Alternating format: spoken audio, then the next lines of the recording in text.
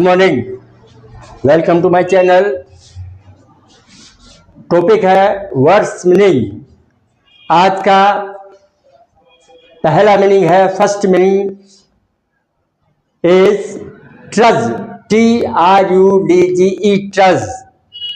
D silent है, treasures नहीं होगा, TRUD, यहाँ डी साइलेंट है इसमें, ट्रज इसका उच्चारण होगा। इसका मीनिंग है, अर्थ है to walk with slow heavy steps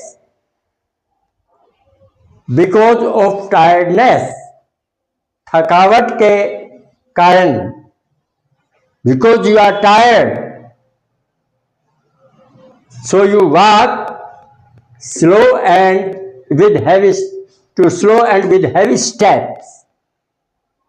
ये इसका अर्थ है, to walk with slow heavy step because of tiredness, थकावट के कारण धीरे और भारी कदमों से चलना।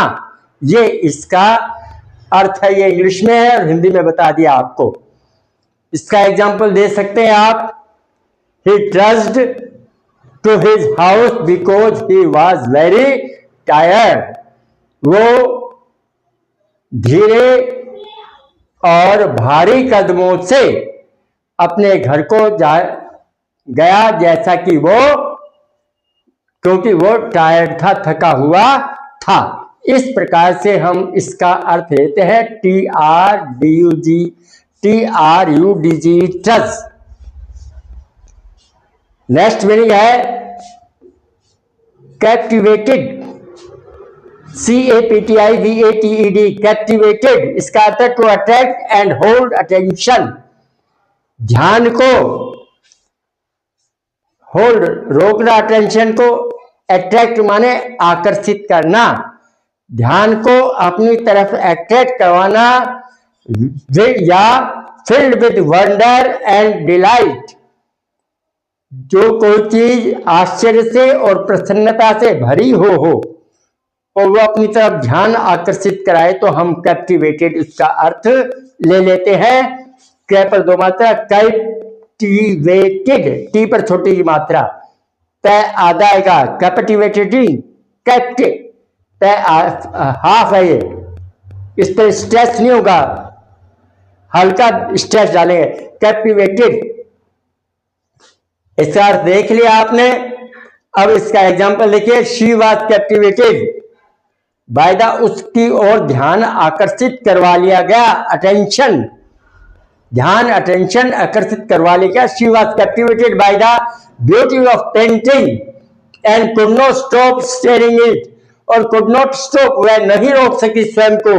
स्टेयरिंग माने गेजिंग, गेज, GAZD, गेज माने निहारना, घूर कर देखना, टकटकी लगाकर देखना, गेज, स्टेयर, टकटकी लगा के देखना, और वो उसको टकटकी लगा के लगाने से नहीं रोक सकी। तो इस प्रकार से एग्जाम्पल आया इसका, she was captivated by the beauty of painting and could not stop steering it. ये दो मीनिंग थे, इन दोनों को याद करो आप। नेक्स्ट वर्ड है कमोशन, कै पर पूरा जोर आएगा, फिर डैश है, मान लो कमोशन, कमोशन क्या बोलेंगे आप पूरा, कमोशन, कमोशन नहीं बोलेंगे, commotion, COMMOTION, commotion. Great noise, हल्ला गुल्ला हो, शोर शराबा हो, उसको हम कमोशन कहते हैं। एक्साइटमेंट, उत्तेजनावश भीड़ हो, कोई उत्तेजना हो रही हो हल्ला हो रहा हो, शोरगुल हो रहा हो, उस सब का अर्थ हम कमोशन से लेते हैं। Example, there was a commotion outside at the booking window of the theatre. There was a commotion, एक शोरगुल हो रहा था, एक हो हल्ला था, आउटसाइड बाहर के हो, at the window, eight the booking window, ticket window समझो आप, TICKET, टिकट, टिकट विंडो समझो आप, TICKET, या booking window of the theatre, theatre के बाहर खिड़की पर शोरगुल हो रहा था, एक कमोशन था, शोरगुल था, एक हो हल्ला था। ये इसका एग्जाम्पल, इसका मीनिंग आपको बता दिया गया है। अगला है, नेक्स्ट वर्ड है flourishing. Flourishing, flourishing, FLOURSHING। Flourishing माने to develop in successful way. Successful way, develop माने बढ़ना, उन्नति करना। सक्सेसफुल वे, सफलतापूर्वक तरीके से उन्नति करने को हम फ्लोरिशिंग कहते हैं। ये ध्यान रखो। गुड प्रोग्रेस, अच्छी प्रोग्रेस होती हो, अच्छा विकास होता हो, प्रोग्रेस होती हो, तरक्की होती हो, तो हम फ्लोरिशिंग से मतलब लेते हैं। जैसे खेत में फसल लहरा रही है, लहलहा रही है, समझ गया ना, या पनप रही है। पनपना या लहलहाना, हम सब इनका अर्थ इन शब्दों में लेते हैं। लहलहाना, फसल लहलहा रही है खेत में। फूल पौधे पर पनप रहे हैं अच्छी तरह से, यानी लहलहा रहे हैं। इस प्रकार से इसका अर्थ आपने समझ लिया। अब एग्जाम्पल देख लेते हैं। The small business flourishing, the small business is flourishing in the new market.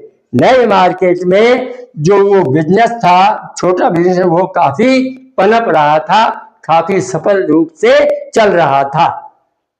The crop was flourishing in the field. खेत में फसल पनप रही थी या लहलहा रही थी। इस प्रकार से इन दोनों शब्द का अर्थ आपने देखा और समझ लिया। अब आप इसको, चैनल को सब्सक्राइब करें, लाइक करें, शेयर करें। Thank you.